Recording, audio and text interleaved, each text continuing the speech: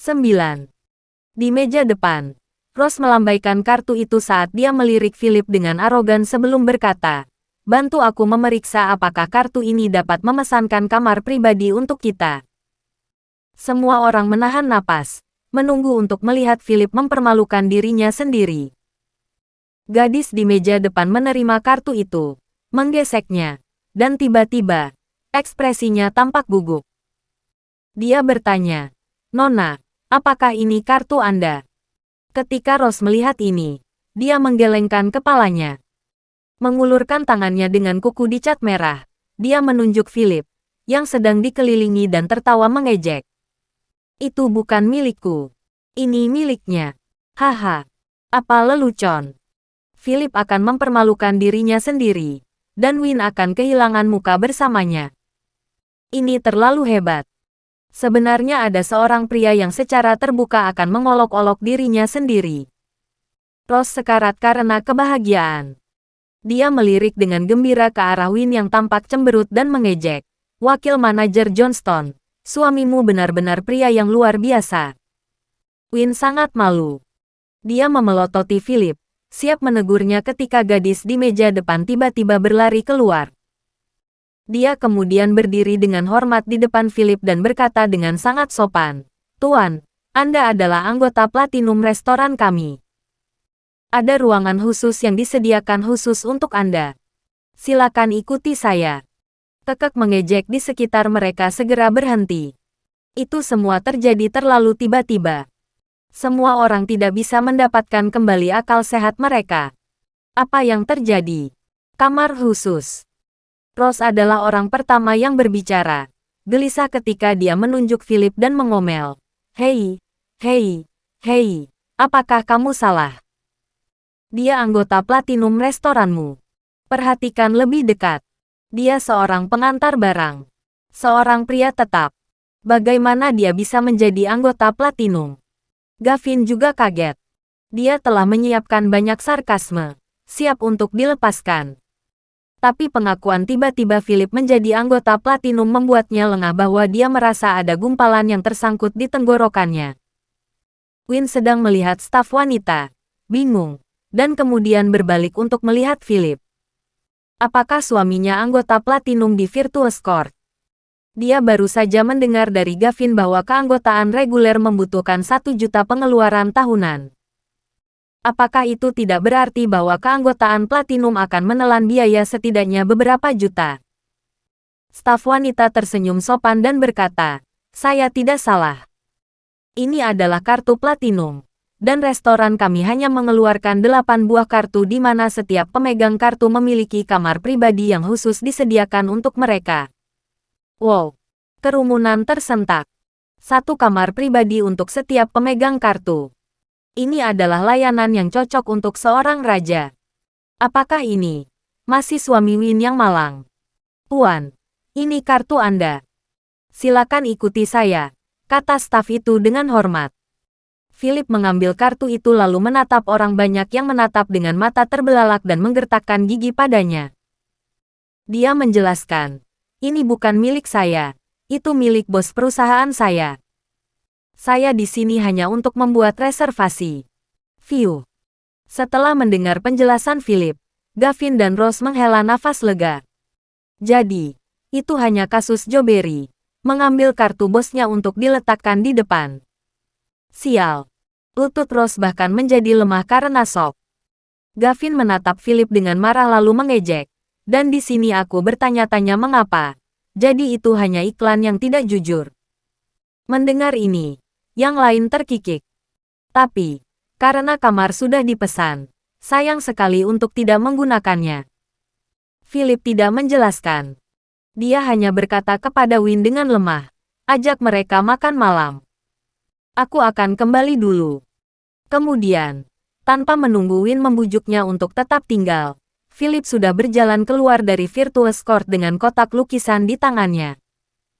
Meskipun Win merasa tidak enak, dia tidak bisa menahan desakan rekan-rekannya, dan mereka mengikuti staf ke kamar pribadi. Gavin dan Rose secara alami tidak terlalu menikmati makan malam ini karena itu hanya dimungkinkan oleh suami Win yang tidak berguna.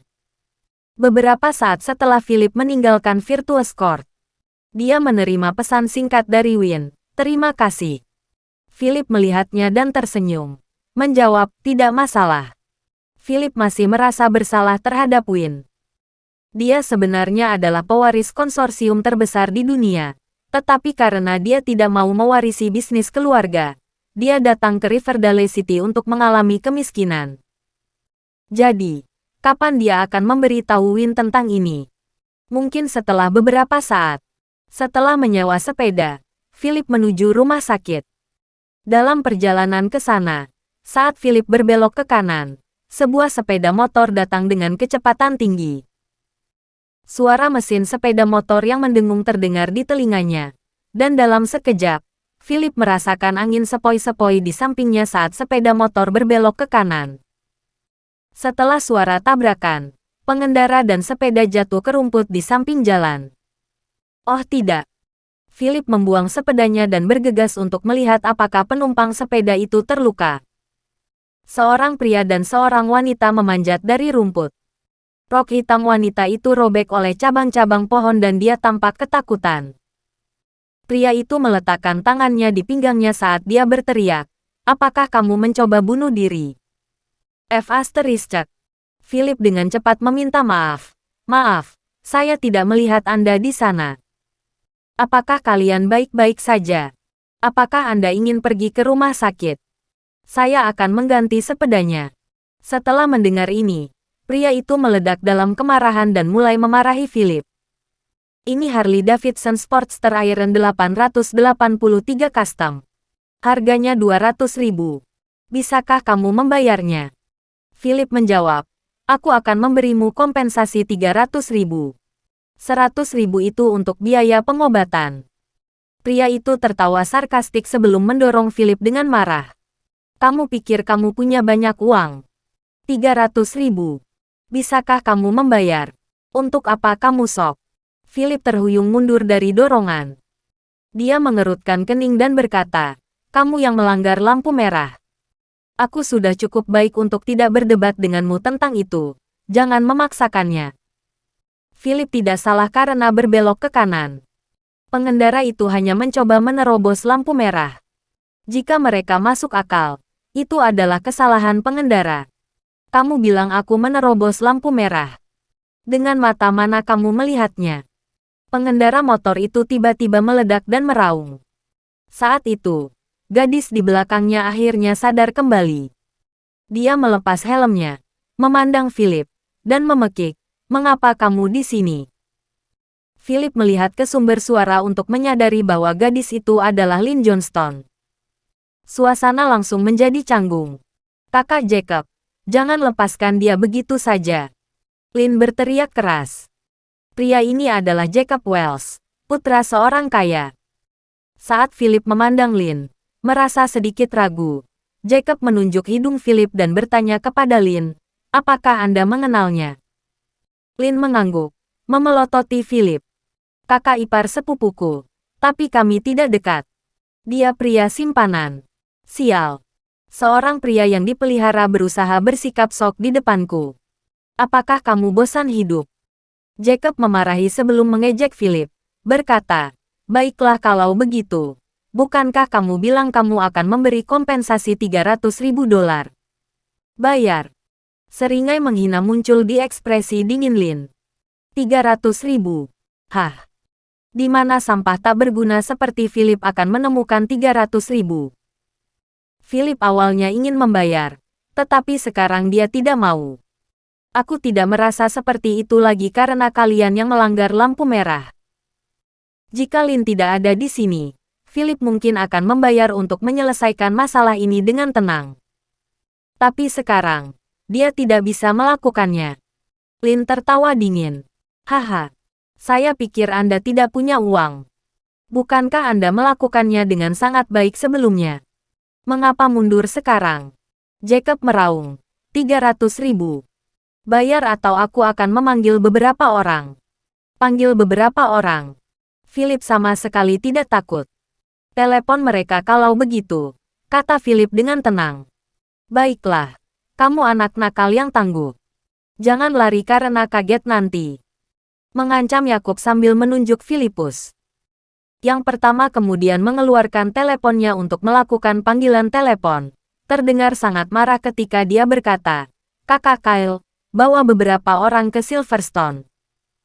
Setelah menutup telepon, Jacob menatap lurus ke arah Philip dan berkata, "Kakakku akan segera datang.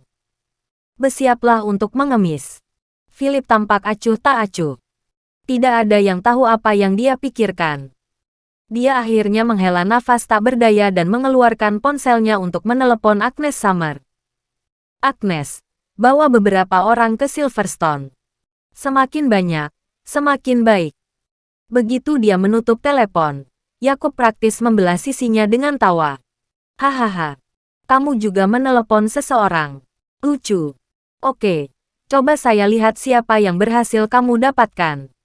Lin hanya menonton dengan tenang di satu sisi. Philip telah menatapnya beberapa kali sekarang, membuatnya tidak nyaman. Apa yang Filipus pikirkan? Dia, tentu saja, berpikir bahwa saudara sepupu Win benar-benar hebat bisa berganti pacar begitu cepat. Dia harus memberi tahu Win agar dia bisa menyekolahkan sepupunya. Jika dia tidak belajar di usia muda, dia akan mendapat masalah di masa depan. Di Gopher Delivery Services, Agnes langsung menyebarkan kabar tersebut setelah mendapat telepon dari Philip. Dalam sekejap, semua petugas pengiriman di kota di bawah layanan pengiriman Gopher naik ke skuter merah standar mereka, mengenakan rompi dan helm merah cerah mereka, dan melewati jalan-jalan dan gang-gang, menuju Silverstone. Dari pandangan udara, tampak seperti titik-titik merah yang tak terhitung jumlahnya bergerak perlahan untuk berkumpul di Silverstone. Kembali ke sisi Philip, orang-orang yang dipanggil Yakub sudah ada di sini. 4 Harley Davidson. Ada 8 orang, campuran pria dan wanita. Semuanya mengenakan pakaian biker bergaya. Terlihat sangat keren dan modis. Mereka melaju dengan suara mendengung memekakkan telinga dari sepeda mereka. Pemimpin mereka adalah seorang pria setinggi 1,8 meter dan tampan. Dia dipoles, olahraga potongan bas, dan sangat tampan. "Jacob, ada apa?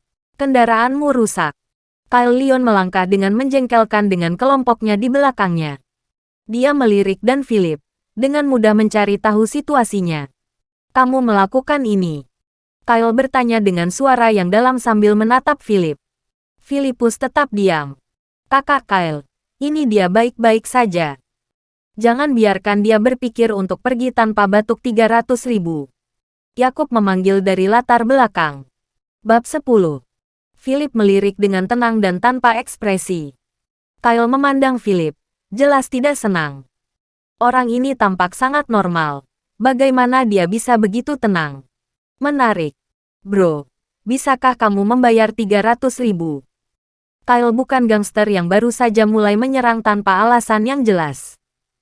300.000 adalah jumlah yang sangat besar untuk orang normal. Kyle merasa bahwa pria seperti Philip tidak akan pernah mampu membayar jumlah ini, tetapi dia masih harus meminta. Diplomasi sebelum kekerasan. "Maaf, tapi dia melanggar lampu merah dan harus bertanggung jawab penuh. Terlebih lagi, kami tidak benar-benar saling memukul," kata Philip dengan tenang. Jacob menunjuk Philip dan meraung marah. "Apakah itu berarti Anda tidak akan membayar?" Philip menatapnya dengan tenang, tidak menjawab. Kyle sedikit mengernyit, mengalihkan pandangannya ke Harley yang hancur di tanah dan berkata, "Bro, 3.000 tidak terlalu mahal. Hanya 1 kaki. Ini adalah sebuah ancaman." Tatapan Philip menjadi dingin saat kilatan muncul di matanya. Sebagai pewaris keluarga elit, apakah 300.000 itu penting baginya? Itu tidak. Tapi, dia tidak bisa membiarkan dirinya dimanfaatkan. "Bagaimana jika aku bilang aku tidak punya uang?" Philip menjawab.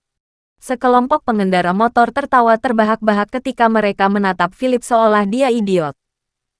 Kyle menggosok hidungnya sebelum menyampirkan lengannya di bahu Philip, memberinya senyum kurang ajar. "Paman, tahukah Anda siapa saya? Saya Kyle Leon dari Lord North Street. Semua orang menunjukkan rasa hormat kepada saya dengan memanggil saya, Brother Kyle. Tidak masuk akal jika Anda tidak memberi kompensasi satupun hari ini. Kyle merasa terhibur. Ini adalah pertama kalinya dia bertemu dengan pria bodoh seperti itu. Apakah kepalanya terbuat dari besi? Atau apakah dia pikir dia adalah musang madu? Lucu sekali. Saudara Kyle, lihat saja pakaiannya. Dan Anda bisa tahu bahwa dia bangkrut. Idiot ini bahkan mungkin tidak tahu apa itu Harley. Hahaha. Paman, cepat panggil seseorang untuk membawakanmu uang. Kakak kita Kyle tidak menahan diri. Rombongan biker terus-menerus mencemooh. Gadis-gadis itu menyilangkan tangan mereka dengan ekspresi marah sementara para pria bersandar di sepeda mereka, merokok. Lin ada di antara kelompok itu, mengawasi dengan dingin. Dia bersandar pada salah satu gadis yang mengenakan celana kulit ketat dan kamisol yang dipotong. Dia saudara ipar sepupuku, sampah celaka yang hidup di bawah biaya adik sepupuku. Lin tiba-tiba menyela, mengatakan ini seperti itu membuatnya tampak lebih superior. Sial, orang yang dipelihara. Paman, kamu memiliki keterampilan yang cukup. Mengapa kamu tidak mengajari kami? Beberapa pengendara motor mulai rebutan lagi. Kyle menahan tawa dan menggelengkan kepalanya. Dia mencemooh pria yang paling mengandalkan wanita. Jadi, apa keputusanmu, Paman? Tanya Kyle. Dia menyeringai dan siap untuk mendapatkan fisik. Philip tetap diam tanpa mengucapkan sepatah kata pun. Sebuah perhitungan mental mengatakan kepadanya bahwa sudah waktunya. Tiba-tiba, pupil Philip mengerut saat dia melihat sejumlah besar skuter berwarna merah melaju dari jauh. Mengapa ada begitu banyak kurir? Tanpa mengetahui siapa yang berteriak, semua orang menoleh untuk melihat. Pemandangan skuter merah, helm merah, dan rompi merah memenuhi mata mereka. Bukan hanya 10 unit. Seluruh persimpangan dipenuhi dengan armada layanan pengiriman merah. Ada hampir 50 unit.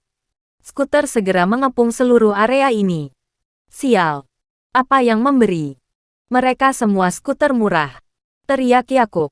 Dia kemudian menoleh ke Philip dan bertanya, apakah Anda memanggil mereka? Filipus mengangguk. Ya. Hahaha. Ada ledakan tawa. Kamu pikir memanggil sekelompok petugas pengiriman akan berguna? Yakub tertawa terbahak-bahak saat dia meremehkan. Kyle terlalu malas bahkan untuk mengejeknya, hanya menggelengkan kepalanya. Apakah pria ini benar-benar idiot? Untuk benar-benar memiliki nyali untuk melakukan hal yang memalukan. Apakah ini metode yang populer saat ini? Untuk memanggil layanan pengiriman untuk menyelamatkan diri. Itu lucu. Lin termasuk di antara tim pengendara motor. Ketika dia melihat adegan ini, dia tidak bisa menahan tawa. Kakak ipar sepupunya ini terlalu berlebihan. Bagaimana sepupunya bisa jatuh cinta pada pria seperti itu? Dia adalah sampah. Saat itu, dari antara armada pengiriman, Agnes keluar dengan setelan rok hitam. Di bawah lampu depan skuter, dia berjalan menuju Philip. Philip hanya memberinya sinyal dengan matanya dan Agnes mengerti. Philip telah secara eksplisit memberitahunya sebelumnya bahwa identitasnya tidak akan diungkapkan. Pria ini benar-benar low profile. Agnes kemudian berbalik menghadap Kyle dan kelompoknya, berkata dengan santai, saya manajer Philip. Jika Anda memiliki masalah dengannya, Anda dapat berbicara dengan saya. Mata Kyle mengamati Agnes dari atas ke bawah. Wanita ini sangat indah. Dia lebih baik daripada gadis-gadis muda di sekitarnya. Oke, aku akan bicara denganmu kalau begitu, jawab Kyle senang. 300.000. Begitu kita mendapatkan uangnya, dia bisa pergi. Agnes sedikit mengernyit. Dia melihat Harley di tanah dan berkata dengan dingin, tentu. Tapi, kami memilih untuk menyelesaikannya dengan laporan polisi. Laporan polisi. Kyle langsung mengernyit. Polisi adalah keberadaan yang paling merepotkan bagi geng motor. Terlebih lagi, apa yang terjadi malam ini sebagian besar adalah kesalahan Yakub. Jika mereka membuat laporan polisi, dia tidak akan memilikinya dengan baik. Yang paling penting adalah Kyle tidak mengeluarkan SIM-nya hari ini. Sayang, pembicaraan tidak berjalan seperti ini. Itu terlalu tidak tulus. Ekspresi Kyle menjadi gelap. Orang-orang di belakangnya mulai meretakkan buku-buku jari mereka. Namun, saat mereka mengambil langkah maju, para pria pengantar dengan rompi merah di sekitar mereka menyingsingkan lengan baju mereka dengan marah, siap untuk memberikan pukulan. Bagaimana mereka masih bisa bernegosiasi? Itu 10 orang versus lebih dari 40 pria dewasa berminyak. Tidak ada yang tersisa untuk dinegosiasikan. Kyle tahu bahwa situasi ini tidak menguntungkan baginya. Dia mengertakkan gigi dan berkata, "Baik, kamu menang dalam jumlah. Ayo pergi." Dia kemudian memimpin kelompoknya ke sepeda modifikasi mereka dan pergi.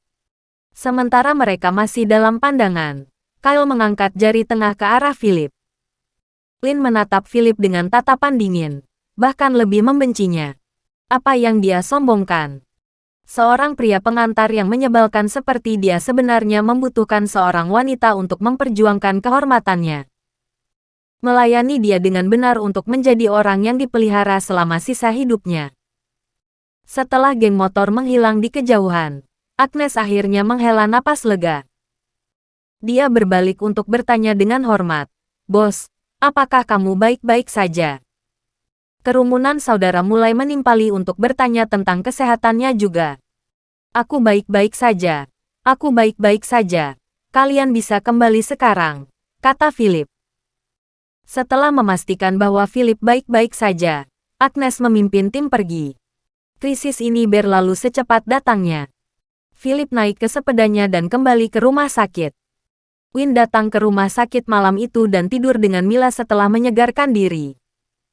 Philip, sebaliknya, duduk di bangku panjang di luar bangsal untuk melewatkan malam. Asteris. Hari ini adalah orang tua, ulang tahun Charles Johnston. Setelah memikirkannya, Philip memutuskan untuk melakukan perjalanan. Adapun hadiah ulang tahunnya, Philip telah membawa lukisan Cina yang diberikan Russell kepadanya. Russell adalah seorang kolektor terkenal di dalam negeri. Jadi lukisan-lukisan darinya pasti asli dan bisa dijual dengan harga tinggi. Namun, Philip tahu bahwa hadiah apapun yang dia bawa, itu akan tetap dicemooh. Tapi dia tidak mempermasalahkannya. Itu hanya tanda penghormatannya. Di pintu masuk Virtuous Court, tempat Win mengatakan untuk bertemu, siluet cantik seorang wanita berdiri di samping pintu, jelas cemas. Win Johnston secara khusus mengenakan gaun hitam panjang hari ini dengan rambut disisir ke atas. Dia tampak cantik dan elegan. Tapi, wanita ini bersikap dingin pada Philip. Philip berjalan dengan malas dan menggoda. "Hei, apakah kamu menungguku?" Win mengerutkan kening dan menatap Philip dengan tatapan meremehkan. "Apakah kamu membawa hadiah untuk ayahku?" Philip menunjukkan padanya kotak hadiah panjang di tangannya. "Ya, saya telah melakukannya."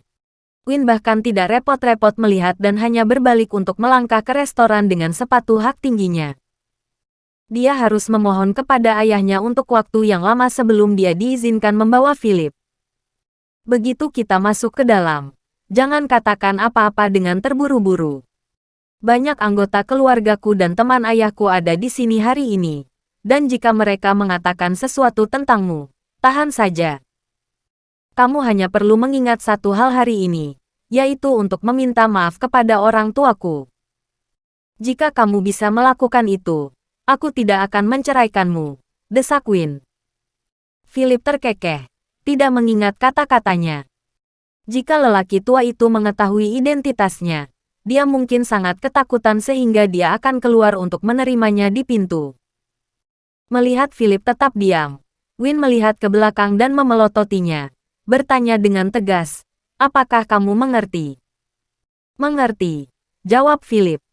Ketika mereka berdua memasuki kamar pribadi, keluarga Johnston dan teman-teman Charles sudah berkumpul. Itu hidup di dalam. "Lihat siapa yang ada di sini. Kecantikan Johnston yang luar biasa." "Win, kamu terlambat hari ini. Jadi kamu harus minum sebagai hukuman." "Saudari Win, Duduklah bersamaku. Kerumunan dengan bersemangat menyapa Win dan sama sekali mengabaikan Philip yang mengikuti di belakangnya. Dia menyesal datang sekarang. Meskipun Philip sudah terbiasa dengan keluarga Johnston yang bersikap dingin padanya, dikucilkan di depan umum masih membuat kesal. Charles Johnston dan istrinya, Martha Yates, sedang duduk di ujung meja, berbicara dengan riang kepada orang-orang di sekitar mereka. Namun, ketika mereka melihat Philip, Charles mendengus dingin sebelum mengabaikannya sama sekali. Menantu laki-laki ini terlalu memalukan. Tidak hanya ada anggota keluarga di sini hari ini tetapi juga teman-temannya. Jika bukan karena putrinya, Charles tidak akan pernah membiarkan Philip melangkah masuk. Saat itu, pintu kamar pribadi didorong terbuka lagi dan seorang pria berpakaian bagus dengan setelan lengkap bermerek berdiri di pintu. Philip pernah melihat pria ini sekali atau dua kali sebelumnya. Pria itu berasal dari keluarga kaya. Keluarganya memiliki latar belakang yang kuat dan merupakan kelompok berpengaruh di Riverdale City. Pria ini juga telah mengejar Win sejak lama.